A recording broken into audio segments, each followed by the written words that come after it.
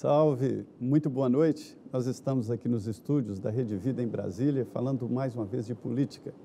Você sabe, a política domina a sua vida, define a sua escola, a escola dos seus filhos, a sua casa, e por isso é preciso falar. Nós estamos aqui falando hoje de política ambiental. O ministro Ricardo Salles está explicando aqui vários projetos, e nós vamos continuar aqui, ministro.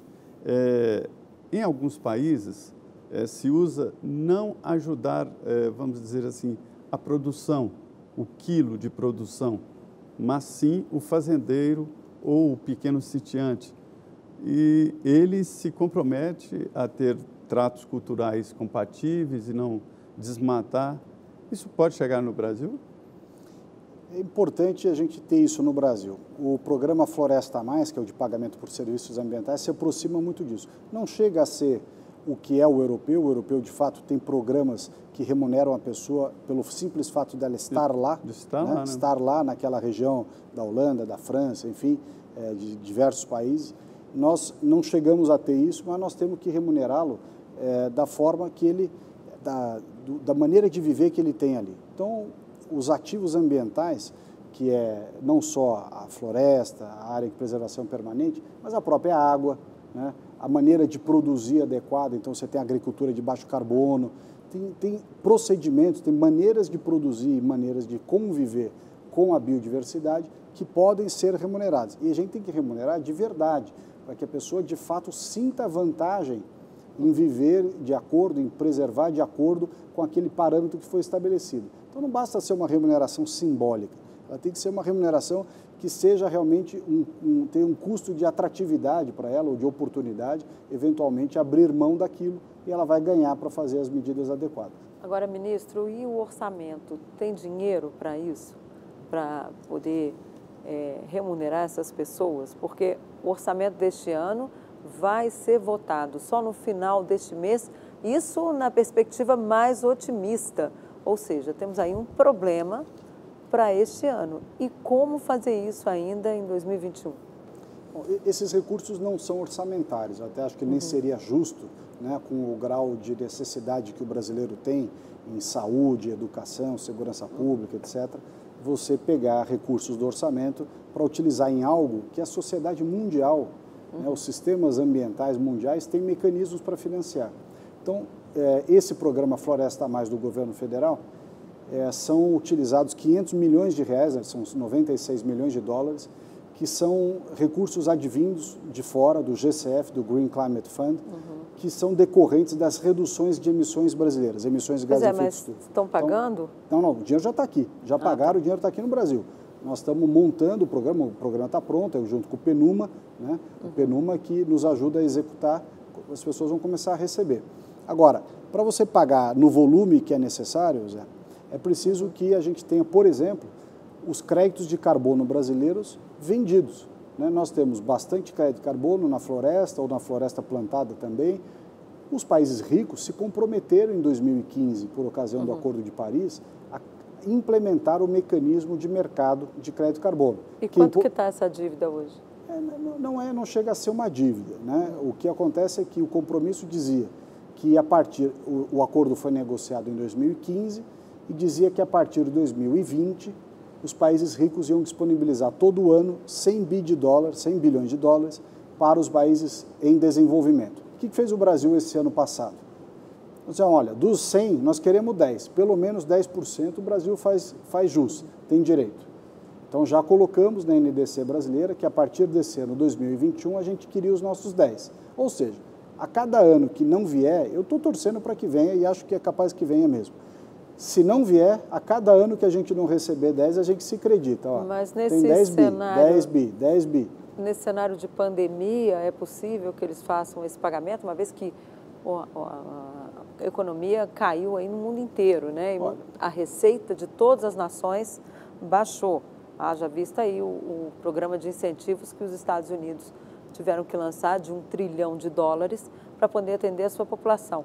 Quer dizer, vai ter dinheiro para pagar o Brasil, na sua avaliação? Aqui é uma questão da gente também desmascarar um pouco os hipócritas, né? Quer dizer, as pessoas falam do Brasil, falam do desmatamento, falam das emissões, a hora que você fala paga, a pessoa corre, Então você começa a ver que há muita, poderá haver, eu estou torcendo para que não, mas poderá haver muita hipocrisia e pouco resultado.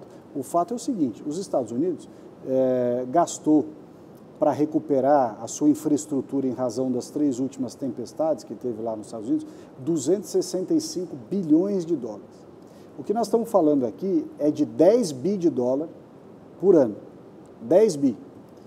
O Acordo de Paris falava em mobilizar 100 bilhões de dólares por ano. De novo, nós estamos falando de 10 bi só. Então, assim, se diante de toda essa comoção que tem com relação, e justa, correta, com relação à Amazônia, comoção com relação ao Pantanal, comoção em relação a tudo quanto diz respeito a aspectos ambientais brasileiros. Essa turma toda não consegue reunir 10 bi de dólar para colocar aqui dentro, é porque aquilo é discurso, não é preocupação de verdade. O ministro, a Denise toca num assunto muito importante que é a economia. A gente viu que o PIB, Produto Interno Bruto, caiu 4,1%. A equipe econômica diz que é tranquilo, porque a previsão era de queda de entre 9% e 10%. Diziam 9%. Né? E um dos responsáveis por um PIB menos ruim foi exatamente o setor ali de agropecuária, mais a agricultura e mais a soja. Né? Então, um setor muito forte no Brasil, mas é só 5% do PIB, não chega a ser tão determinante assim. É determinante, mas não para dominar o PIB brasileiro. Mas a minha pergunta é sobre esse debate antigo, ou se você é produtor, não defende o meio ambiente, quer dizer, ou é ambientalista, ou defende a produção. Como é que o senhor vê esse debate, essa discussão entre os dois lados? Eu acho que no Brasil, pode ser em outros países, no Brasil não tem essa de dois lados. O agricultor é o maior amigo do meio ambiente. É o agricultor brasileiro que tem as boas práticas, é o agricultor brasileiro Mas que você segue... está falando dos grandes produtores ou dos pequenos? Estou falando de todos, Eu estou excetuando os criminosos. Quem pratica crime não é agricultor, é criminoso. Então, se você excetuar quem é criminoso, que pratica crimes ambientais, todo o resto é agricultor, pequeno, médio ou grande. Pequeno, médio ou grande no Brasil, você tem os pequenos, principalmente no Sul, Santa Catarina, Paraná, Rio Grande do Sul, são pequenas propriedades. Grandes propriedades no Centro-Oeste, talvez ali no Cerrado, não importa. O fato é que o brasileiro todo, do pequeno, médio ou grande, ele segue o Código Florestal que nenhum outro país tem. O código é muito rigoroso e é o único documento próprio, né? Nenhum outro país tem. A turma aponta o dedo para o Brasil, mas nenhum país tem nada perto de Código Florestal. E o produtor rural brasileiro arca com o ônus, e não é pequeno, de cumprir as regras do Código Florestal. Ele mantém a sua reserva legal, então, seja de 20, 35, de 80. Fazer grandes produções, monocultura e preservar. O Brasil alimenta o mundo. O Brasil, graças à competência, seriedade, né, as nossas questões climáticas, de solo e tudo, mas basicamente a fibra do produtor rural brasileiro, que nós temos um país que tem até 3 safras por ano, que alimenta o mundo com produtos de qualidade, preço competitivo. Né? Você imagina a China, os grandes países que não têm agricultura, tendo que se alimentar sem o celeiro do mundo, que é o Brasil. Os 2 países que mais produzem, Brasil e Estados Unidos. Então, nós temos uma agricultura de ponta.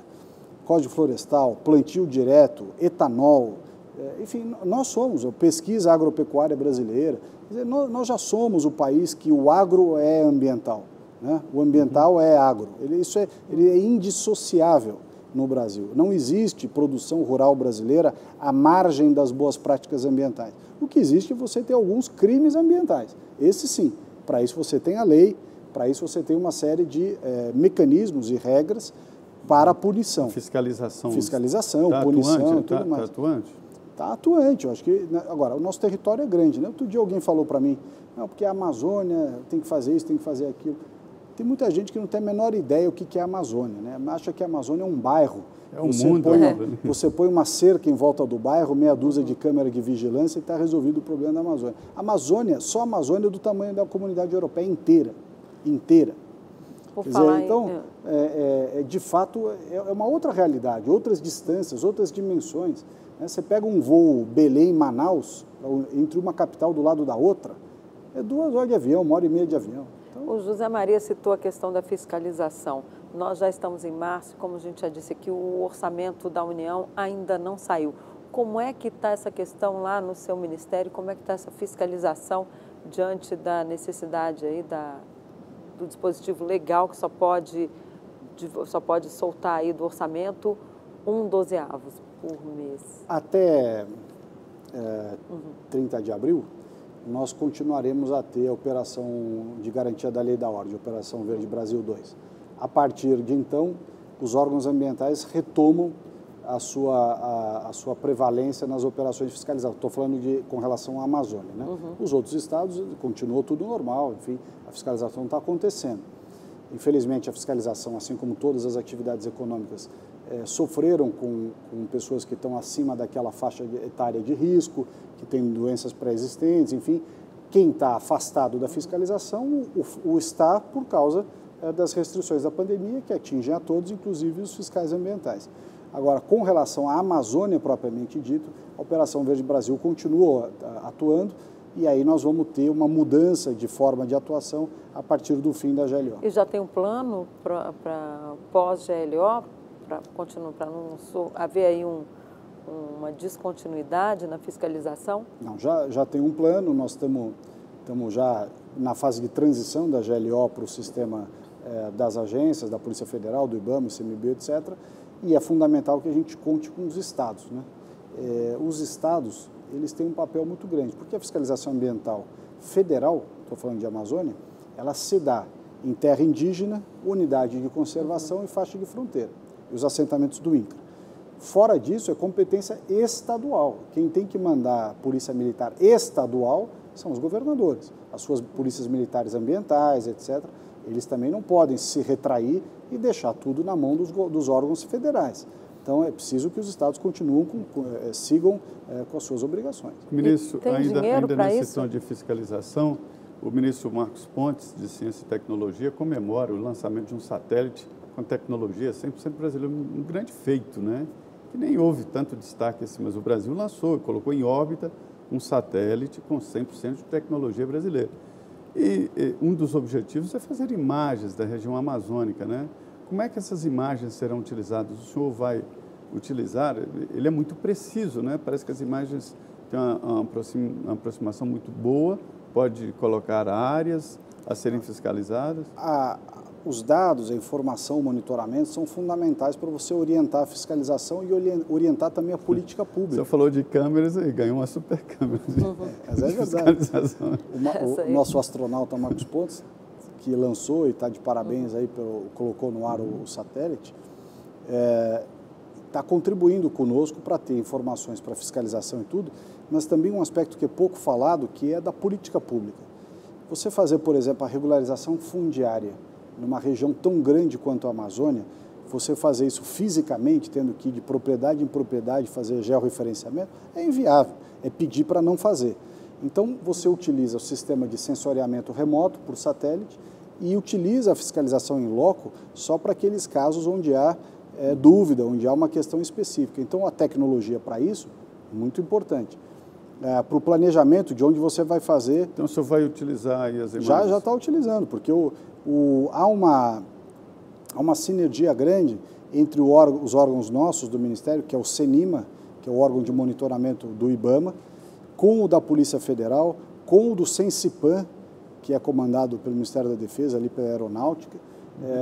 Enfim, há uma somatória de tecnologias, nem todas precisam ser nossas, algumas a gente pode, como de fato já está contratado, o fornecimento de terceiros, podem até ser privados, não tem problema, mas você tem uma parte de tecnologia embarcada, né, nos órgãos nossos do governo. Ministro, o senhor tinha um plano também de juntar o ICMBio e o IBAMA. Como é que está isso?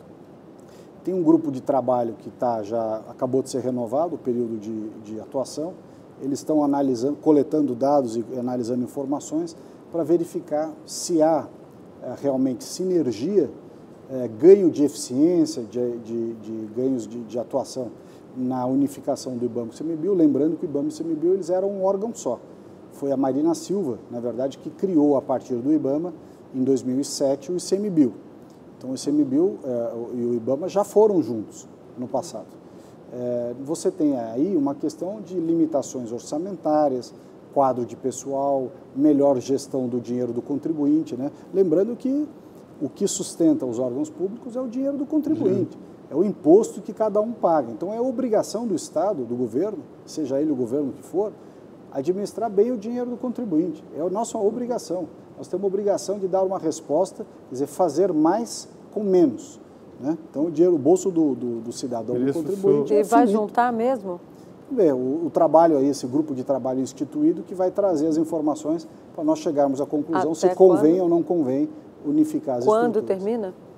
Ele teve 120 dias e foi renovado por mais 120. Deve ter mais uns 90 aí pela frente. Vamos ver. O senhor me fez lembrar da lei de Parkinson, uma lei de administração que eu nem sabia que existia, de que o principal artigo desta lei é o seguinte: você desenvolve um trabalho no prazo. Se o prazo for de 30 dias, você vai gastar 30 dias.